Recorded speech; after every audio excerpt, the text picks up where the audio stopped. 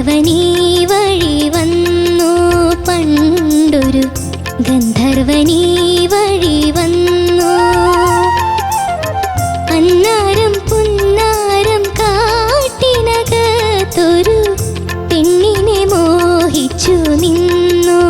അവനൊരു പെണ്ണിനെ മോഹിച്ചു നിന്നു.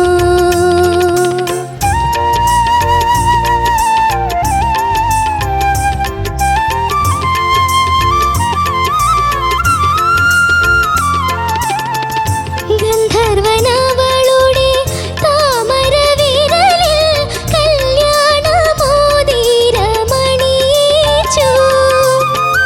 ഒന്നിച്ചിരുന്നവർ പാട്ടുകൾ പാടി കണ്ണെഴുത്തും പൂക്കൾ ചൂടി. ഒന്നിച്ചിരുന്നവർ പാട്ടുകൾ പാടി കണ്ണെഴുത്തും പൂക്കൾ ചൂടി. ഗംഗയാറൊഴുകുന്ന നാട്ടിൽ നിന്നൊരു ഗന്ധർവനീ വഴി വന്നു പണ്ടൊരു ഗന്ധർവനീ വഴി വന്നു.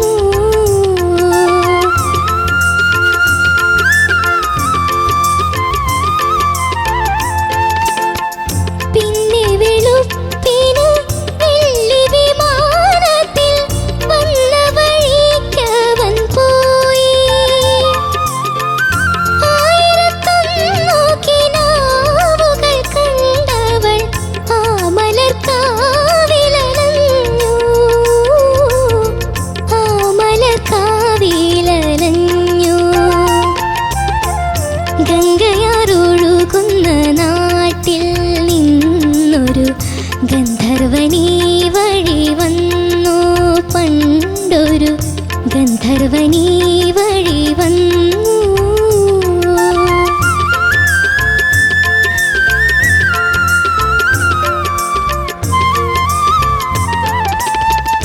കണ്ണുനീർ പൊയ്കക്കടവില പെണ്ണിനെ കണ്ടിട്ടറിഞ്ഞില്ല ഗന്ധർവൻ. കാമുകമന്ത്രവും പാടി നടന്നവൾ പാതിര പൈങ്കിളിയായി. ഇന്നൊരു പാതിര പൈങ്കിളിയായി.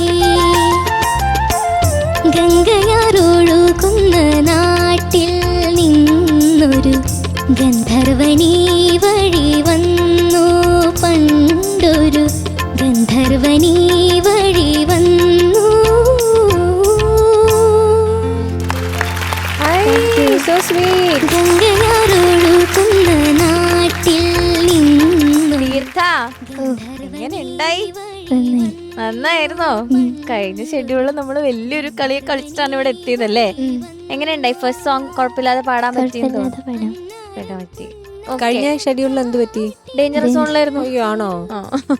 ഞങ്ങള് ഒരു 2-3 റൗണ്ട്സ് ഒക്കെ ഇങ്ങനെ ചെയ്യിച്ച് ലാസ്റ്റ് പിന്നെ ഡിസിഷൻ പോലും എടുക്കാൻ പറ്റാത്ത രീതിയിൽ ഞങ്ങള് കേറിപ്പോന്നു. കാരണം അതിൽ അസലായി പാടി, അതുകൊണ്ട് ഡിസിഷൻ പോലും എടുക്കാൻ പറ്റുന്നുണ്ടായിരുന്നില്ല. ഓക്കെ, അപ്പൊ നമുക്ക് ചോദിക്കാം, ഗന്ധർവൻ ഈ വഴി വന്നതൊക്കെ ശരിയായോ എന്ന് ചോദിച്ചു നോക്കാം. ഗന്ധർവൻ വന്നോന്ന് വന്നത് അല്ല വന്നോ ഇല്ലയോ എന്നുള്ളത് നമുക്ക് അറിയാം. അതാ എന്ന് ചോദിക്കട്ടെ ഞാൻ. ശരത് സർ എന്റെ അടുത്ത് തന്നെ. Oh no. ഓക്കെ മക്കളെ, ബ്യൂട്ടിഫുൾ സോങ്, അതൊരു ഡൗട്ടും ഇല്ല. ഇതൊക്കെ ബാബുക്ക എപ്പോഴും ചെയ്യുന്ന പോലുള്ള ആ ഒരു ജോണറല്ല ഇത്, വേറൊരു സെറ്റപ്പാണ്. അതുപോലെ നമ്മുടെ ഗോൾഡൻ മൈക്ക് അടിച്ച പാട്ടും അതൊരു ഡിഫറെൻറ്റ് അപ്രോച്ചാണ് ബാബുക്കാട്. സൂപ്പർ പാട്ട് മോളെ. ഇത് ആരാ പാടിയത്? സുശീലമ്മ. അത് കേൾക്കുമ്പോഴേ അറിയാം മോളെ, ഇങ്ങനെ ആ കുരുകുരുകുര എന്നുള്ള അത് അമ്മ പാടുന്നത്. അയ്യോ എന്ത് ക്ലാരിറ്റിയാണ്. അതുപോലെ ശ്രുതി. മക്കളെ എഴുതിയത് ആരാ? വയലാർ രാമവർമ്മ സാർ. മോള് നന്നായിട്ട് തന്നെ പാടി കേട്ടോ. ആ കുരുകുരു സംഗതികളൊക്കെ ബ്യൂട്ടിഫുൾ ആയിരുന്നു മോളെ. പിന്നെ എനിക്കുള്ള ഒരു സംഭവം, ആ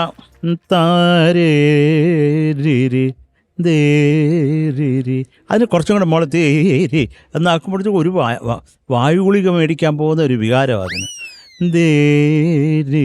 അത്രയും നോട്ട്സിന്റെ ഒരു ക്ലാരിറ്റി അവിടെ കിട്ടിയ ഒരു സുഖമാണ് മോളെ. പണ്ടൊരു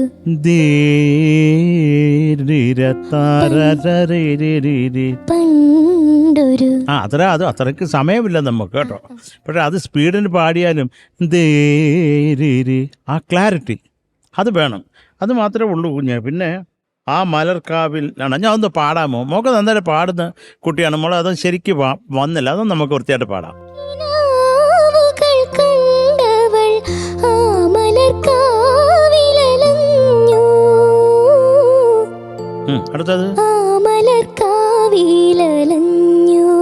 ആ മോളെ അതുപോലെ ഈ ലാൻഡിങ് ഒക്കെ മോള് നോക്കണം. ഈ പല്ലവിയുടെ എൻ്റെ ഒക്കെ മോള് ചേർന്നിട്ടേ ഉണ്ടായിരുന്നില്ല. അത് കുഞ്ഞിന് മനസ്സിലായോ? തീരി താരി പിടിച്ചു നിൽക്കും. നിന്നാല് ഓടിപ്പോകും നമ്മൾ, നാട് വിടും. ഗന്ധർവൻ അവിടെ ഒളിച്ചു നിന്ന് നോക്കത്തേ ഉള്ളൂ, ഇങ്ങോട്ട് വരത്തില്ല മക്കളെ. അതുപോലെ ഈ കണ്ണുനീർ അതൊരു ഒരു ഒരു സുഖം അങ്ങോട്ടായില്ല. അതൊന്നും നമുക്ക് വൃത്തിയായിട്ട് പാടിയാലോ. കുഞ്ഞ് നന്നായിട്ട് പാടുന്ന കുഞ്ഞാ. ഒരു കൃത്യമായിട്ടൊന്ന് പാടിക്കരുത്. ആ 2 ലൈൻ. കണ്ണുനീർ പൊയ്കക്കടവില പെണ്ണിനെ കണ്ടിട്ടറിഞ്ഞില്ല ഗന്ധർവൻ. കാമുകമന്ത്രവും പാടി നടന്നവൾ പാതിര പൈങ്കിളിയായി. ഇന്നൊരു പാതിര പൈങ്കിളിയായി. Good good good good, nice, beautiful മോളെ. ഈ ശ്രുതി ഒന്ന് നോക്കുക. പിന്നെ നമ്മൾ ഈ മനോപ്രാളം വേണ്ട മോളെ കേട്ടോ. അത് കൃത്യം, അത് എന്ത് പാടിയാലും അതിന് ആ ക്ലാരിറ്റി, അതിന് തന്നെ നോട്ട്സ്. അപ്പോൾ അതാണ് അതിൻ്റെ ഒരു ഹൈലൈറ്റ്. ആ നോട്ട് ആ ചെറിയ നീ കേൾക്കുമ്പോൾ, അല്ലെ ദൈവതം കേൾക്കുമ്പോൾ, അല്ലെ പ്രതിമധ്യമം കേൾക്കുമ്പോൾ എന്നൊക്കെ പറയുന്നത് ഇപ്പം ഇതിലുള്ളതല്ല ഞാൻ പറഞ്ഞത്. ഏത് നോട്ട് പാടിയാലും അതിനൊരു ക്ലാരിറ്റി, അതിനൊരു അർത്ഥം ഉണ്ടാകും. നല്ല പാട്ട് മോള്. മറ്റേതെല്ലാം ആ ഗുരുകുര സംഗതിയൊക്കെ ബ്യൂട്ടിഫുള്ളായിട്ട് പാടിയടാ കേട്ടോ. കേട്ടാ തീർത്ഥക്കുട്ടി തീർത്ഥക്കുട്ടി എന്നോ? തീർത്ഥ അത് അക്ഷരസ്ഫുടതയ്ക്ക് കുഴപ്പമുണ്ടോ? ഉണ്ടാവാൻ സാധ്യത കാണുന്നുണ്ട്. അപ്പോൾ തീർത്ഥക്കുട്ടി നന്നായിട്ട് പാടി. എനിക്ക് ഓൾറെഡി അറിയുന്ന പാട്ടുകാരിയാണ് തീർത്ഥക്കുട്ടി. എനിക്ക് തോന്നുന്നു തീർത്ഥയെ കാണുന്ന പോലെ തന്നെ ക്യൂട്ടാണ് അവളുടെ സിംഗിങ്. അവളുടെ ശബ്ദത്തിൽ ഒരു ക്യൂട്ട്നെസ് ഓൾറെഡി ഉണ്ട്. കാരണം ഞാൻ ഓൾറെഡി റെക്കോർഡ് ചെയ്തുകൊണ്ട് എനിക്കറിയാം. ഒരു റെക്കോർഡിംഗ് ക്വാളിറ്റി ഉള്ള ഒരു വോയിസ് ഉള്ള കുട്ടിയാണ് തീർത്ഥ. ഈ പാട്ടിന് വേണ്ട ഫീൽ കൊടുത്ത് തന്നെ പാടി. സാറ് പറഞ്ഞ പോലെ വളരെ ഡീറ്റെയിൽ ചെയ്തുകൊണ്ടുള്ള ചെറിയ ചെറിയ കുനുകുന സംഗതികളൊക്കെ ഡീറ്റെയിൽഡ് ആയിട്ട് വന്നിട്ടുണ്ട്. പിന്നെ സ്പീഡ് ഉള്ളതുകൊണ്ട് ഒരു പരിധി വരെ സേവ് ചെയ്ത് പോയിട്ടുണ്ട്. പക്ഷെ ഇനിയും എക്സൽ ചെയ്യാൻ പറ്റുമായിരുന്നു എന്ന് എനിക്ക് തോന്നി. എനിക്ക് സിംഗിങ് അറിയുന്നതും കൂടെ കൊണ്ട് ഇനിയും നന്നാക്കാൻ പറ്റുമായിരുന്നു ചില ഫീല് കാര്യങ്ങൾ. പിന്നെ ഈ പാട്ടിന് വേണ്ട എല്ലാ അത്യാവശ്യം ക്വാളിറ്റി തീർത്ഥ കീപ്പ് ചെയ്തിട്ടുണ്ട്. പിന്നെന്താ സാർ പറഞ്ഞ പോലെ നല്ല സുന്ദരിയായിട്ടുണ്ട് അവള്. വളരെ പെർഫെക്റ്റ്ലി ആ സ്റ്റേജിൽ നിൽക്കുന്നത് കാണുമ്പോൾ പാട്ട് മാത്രം ഇങ്ങനെ കേട്ടിങ്ങനെ ആസ്വദിച്ചിരിക്കാനേ തോന്നിയുള്ളൂ. അങ്ങനെ കൂടുതൽ ക്രൂഷ്യൽ ജഡ്ജ്മെന്റിലേക്ക് പോകാൻ തോന്നിയില്ല. തീർത്ഥം മാളികപ്പുറത്തിൽ അഭിനയിച്ചിട്ടുണ്ട്. ഞാൻ ഇപ്പോൾ മൊത്തം 5 സിനിമയിൽ പാടി. അപ്പോൾ അതിൽ ഫസ്റ്റ് മാളികപ്പുറായിരുന്നു സാറിൻ്റെ മ്യൂസിക്കിൽ. ബാക്കി 3 സിനിമകളിലും എനിക്ക് പാടാൻ അവസരം തന്നതും രഞ്ജിൻ രാജ് സാറ് സജസ്റ്റ് ചെയ്തിട്ടാണ്. അപ്പൊ സാറിനോട് എനിക്ക് ഒരുപാട് നന്ദി. എനിക്ക് പിആർഒ ഇല്ല. എങ്ങനെയുണ്ടായിരുന്നു ആ ആദ്യത്തെ സോങ് രഞ്ജിൻ സാറിന്റെ കൂടെ ആ ഒരു കോമ്പോസിഷനിൽ വർക്ക് ചെയ്തപ്പോ? എങ്ങനെയുണ്ടായിരുന്നു? വലിയ ആൾക്കാരുടെ അടുത്ത് പോലെ അല്ല, നമ്മളെല്ലാരോടും ചോദിക്കല്ലേ. പ്ലേബാക്ക് സിംഗർ ആണ്, ഒരു നടിയാണ്, നന്നായിട്ട് അഭിനയിച്ചിട്ടുണ്ട്. കണ്ടില്ലേ? എന്റെ ആദ്യത്തെ സിനിമ കൊണ്ട് കുറച്ച് പേടിയുണ്ടായിരുന്നു.